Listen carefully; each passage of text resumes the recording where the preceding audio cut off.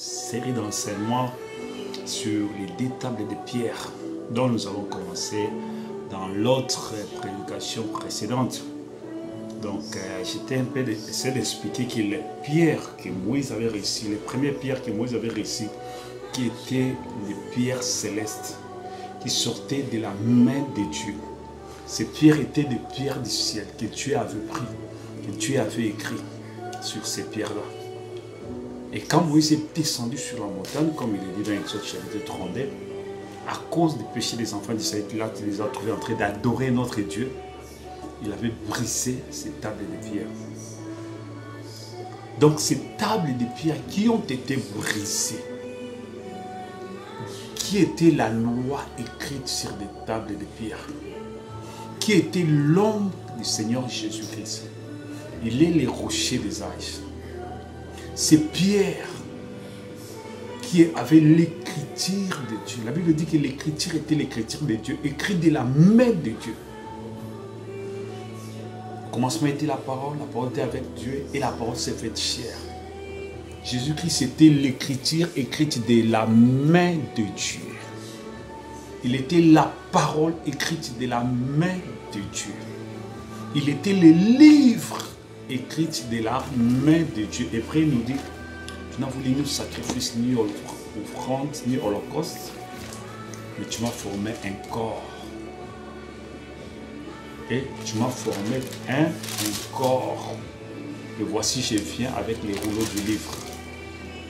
Tu n'as voulu ni sacrifice, Hébreux chapitre 10, verset 5. Tu n'as voulu ni sacrifice, ni offrande, mais tu m'as formé un corps. Tu n'as agréé ni holocauste, ni sacrifice pour le péché. Donc j'ai dit, voici, je viens dans les rouleaux des livres, il est question de moi, pour faire, oh Dieu, ta volonté. Donc, il vient avec les rouleaux du livre. Il était le livre écrit de la main de Dieu.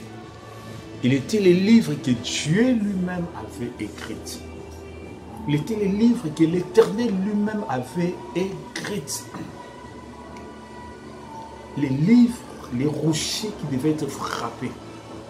Donc, il était les rochers frappés. Ésaïe 53. Frappé pour nos iniquités. Blessé pour nos péchés. Donc, le pierre là, qui était la perfection de Dieu, qui est l'ombre de Jésus-Christ, parler de Jésus-Christ, qui est la manifestation de la perfection de Dieu dans la chair. Et cette pierre-là, qui est Jésus-Christ, qui parlait de la venue de Jésus-Christ, de l'être céleste, sorti de la main de Dieu, sorti du trône de Dieu, écrit de la main propre de Dieu. Là, il est reflet de sa gloire, l'empreinte de sa personne, qui devait être frappé. Ésaïe 53, qui a écrit à ce qui nous a été annoncé. Il s'est élevé devant lui comme une faible plante. Méprisé, abandonné des hommes. Homme de douleur, habitué à la souffrance. Semblable à celui dont on détourne le visage. Nous l'avons dédaigné, nous n'avons fait de lui aucun cas. Cependant, ce sont nos souffrances qu'il a portées. C'est de nos douleurs qu'il s'est chargé. Nous l'avons considéré comme puni de Dieu, frappé de Dieu et humilié. Frappé de Dieu. Donc, ces pierres-là devaient être brisées, devaient être frappées par Moïse. Moïse les a frappées, Moïse les a brisées. Brisées pour nos iniquités. Moïse avait brisé ces pierres pour le péché des enfants d'Israël. Ils ont adoré l'idole, les veaux d'or. Ça parlait de la venue de Jésus-Christ, qui allait porter nos péchés, qui allait porter nos iniquités. Le châtiment qui nous donne la paix est tombé sur lui, frappé. Sur la croix, Christ a été frappé. Sur la croix, Christ a été brisé pour nos péchés, pour nos iniquités.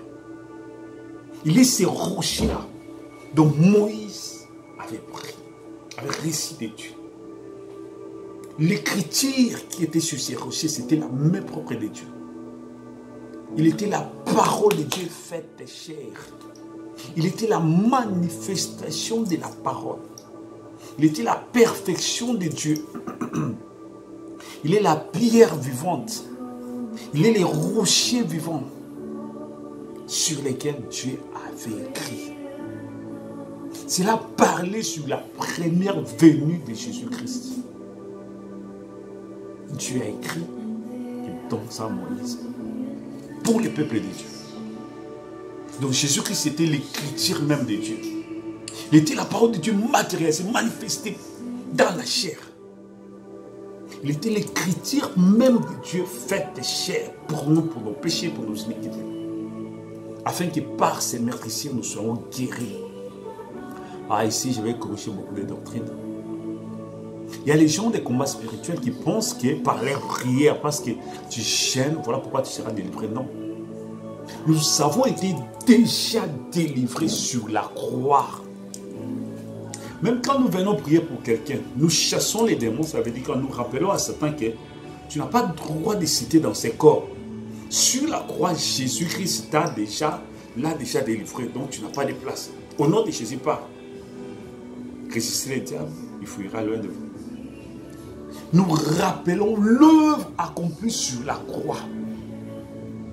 Parce que ce n'est pas par tes 40 jours que tu fais que les malédictions parentales de l'arbre généalogique vont partir. Non, c'est sur la croix que Jésus-Christ nous a purifiés de tout péché. C'est sur la croix que Jésus-Christ a ôté toutes nos iniquités.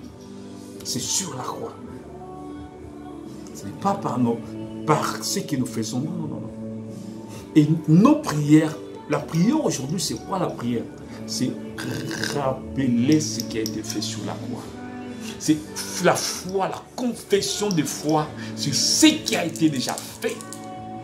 Et quand tu acceptes ce qui a été déjà fait, donc le salut. Parce que si nous sommes sauvés par aujourd'hui, nous sommes sauvés sur la croix.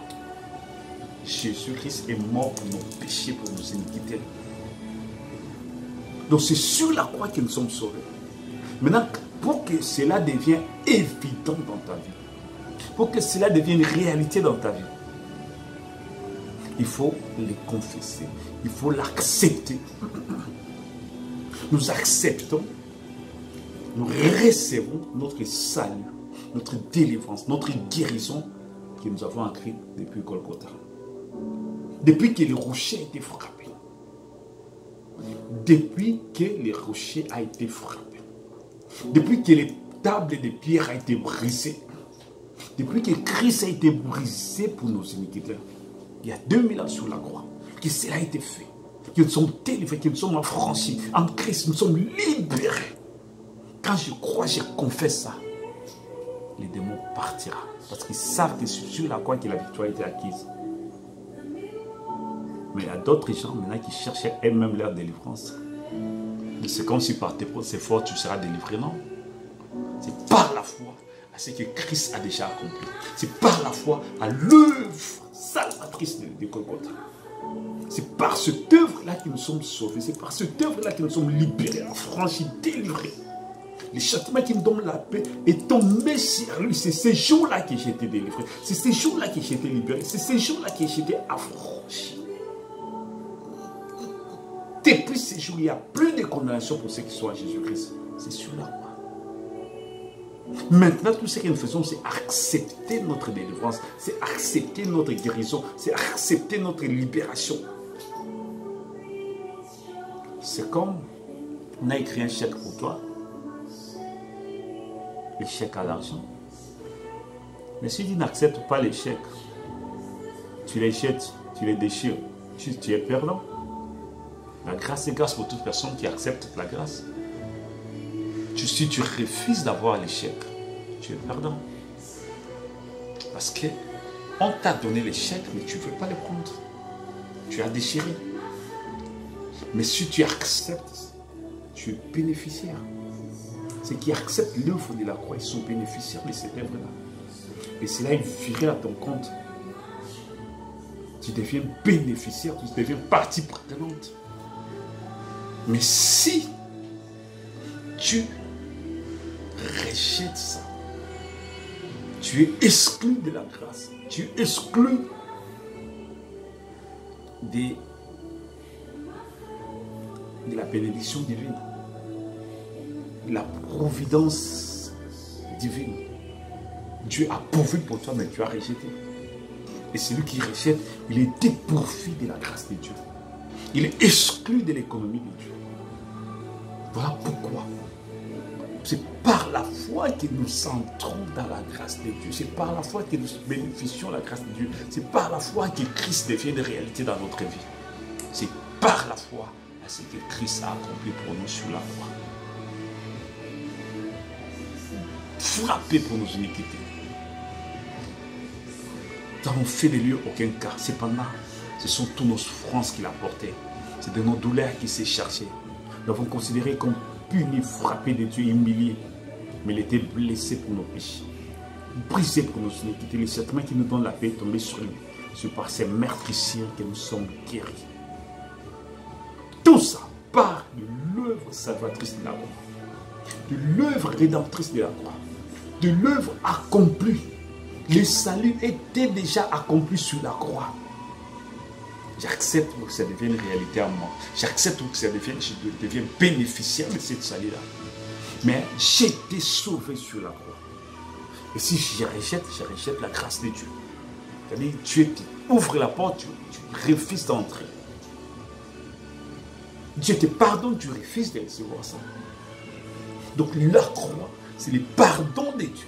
Et ceux qui rejettent la croix, le jugement sera sans pitié.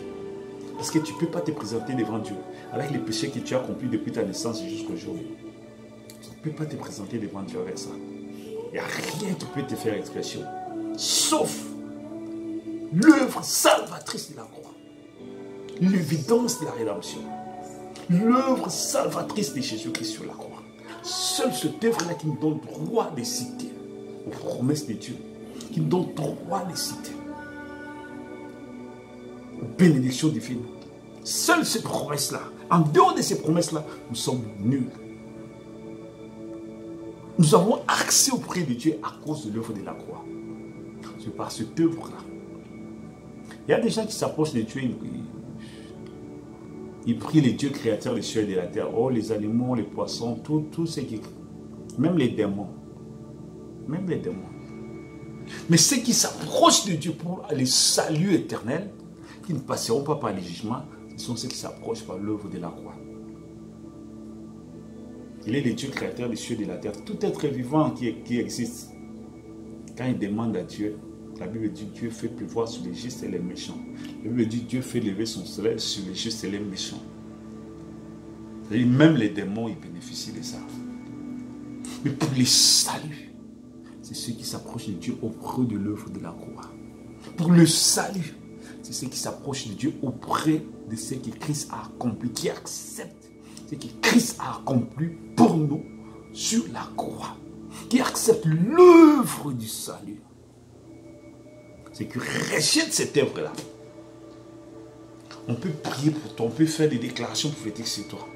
Mais si tu n'as pas accepté cette œuvre-là, si ta foi n'est pas fondée sur ça, tu es perdu. Tu es perdu. Le salut était déjà accusé sur la croix. C'est à nous de revenir sur la croix, de confesser l'œuvre de la croix, de déclarer l'œuvre de la croix, afin que le salut devienne une évidence en nous, afin que le salut devienne une réalité en nous, afin que le salut devienne quelque chose de réel dans nos vies. C'est par sa mort que nous sommes sauvés, que nous avons la vie éternelle. Parce que si Christ n'était pas venu, nous tous, on serait exclus du plan de Dieu. C'est par sa mort que nous avons accès auprès du Père. C'est par sa mort que nous avons accès auprès du Père. 1 Pierre chapitre 2. Verset 1. Rejetant donc toute malice et toute ruse, la dissimulation, l'envie et toute médisance. Désirez comme des enfants nouveau-nés, et les spirituels par pur, afin que par lui vous croissiez pour le salut. Si vous avez goûté que le Seigneur est bon, approchez-vous de lui. Pierre vivante, rejetée par les hommes, mais choisie et précieuse devant Dieu. Et vous-même, comme des pierres vivantes, édifiez-vous pour former une maison spirituelle, un saint sacerdoce, afin d'offrir des victimes spirituelles agréables à Dieu par Jésus-Christ.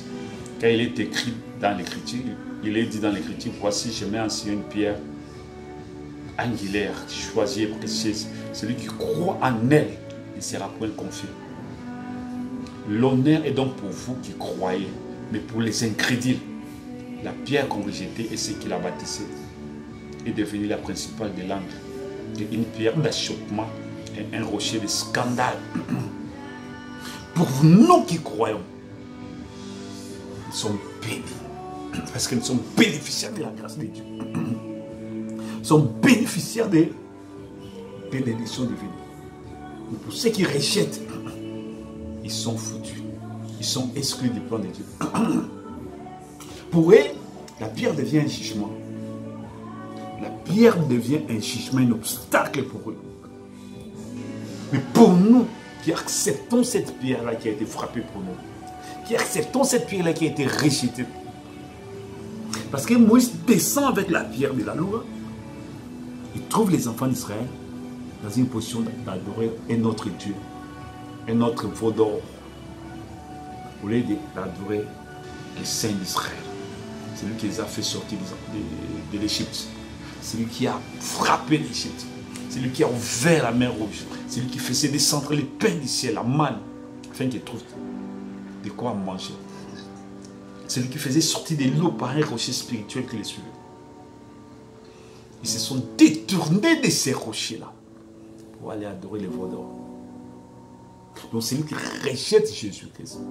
Il rejette son salut, qui est déjà acquis. Il rejette la grâce de Dieu. Et il attend qu'il y ait les jugements. Parce que le sang de Jésus-Christ ne perdra jamais sa force jusqu'à ce que nous soyons totalement délivrés. Parce que nous serons complètement libérés. Jusqu'à ce que nous parviendrons à la perfection. Jusqu'à ce que l'œuvre de la croix puisse trouver toute sa puissance. Puisse atteindre sa perfection à nous. Son paroxysme à nous. Qui peut nous amener aux perfections divines. Le sang de Jésus-Christ ne perdra jamais sa puissance. Jusqu'à ce que tout ce que Christ a accompli sur la croix puisse s'accomplir. Et aujourd'hui, le sang de Jésus s'accomplit par l'œuvre du Saint-Esprit. C'est le Saint-Esprit qui prend l'œuvre de la croix et la rend réelle à nous. Donc ce que Jésus a accompli, une seule fois pour toutes. La Bible dit que par une seule offrande, il amena pour toujours ceux qui sont sanctifiés. Maintenant, cela s'accomplit quoi? Le Saint-Esprit vient accomplir cela en toi. Ce n'est pas ce qu'on prêchait quand on était dans les groupes de prière.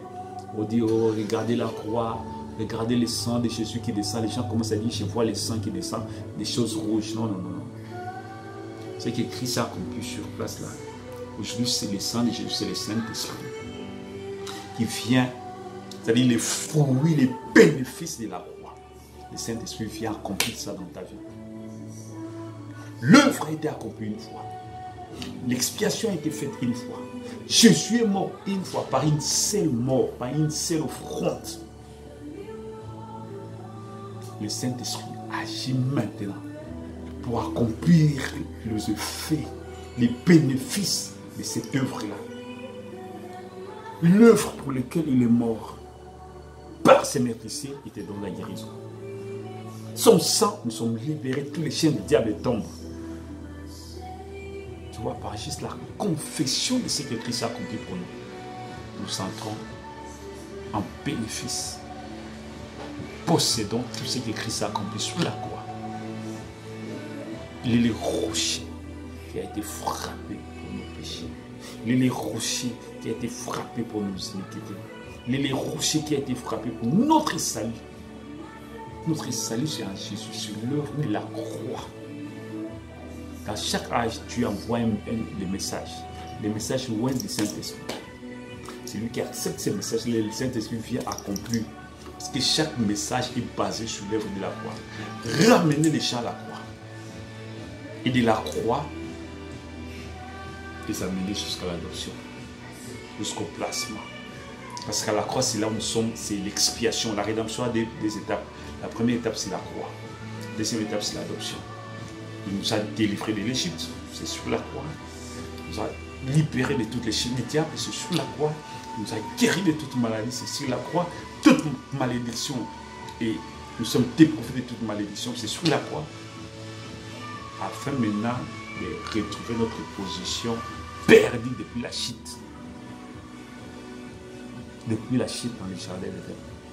Maintenant, le processus continue jusqu'à ce que nous puissions parvenir à la perfection. Que Dieu vous bénisse richement. Veuillez me suivre dans la prochaine prédication.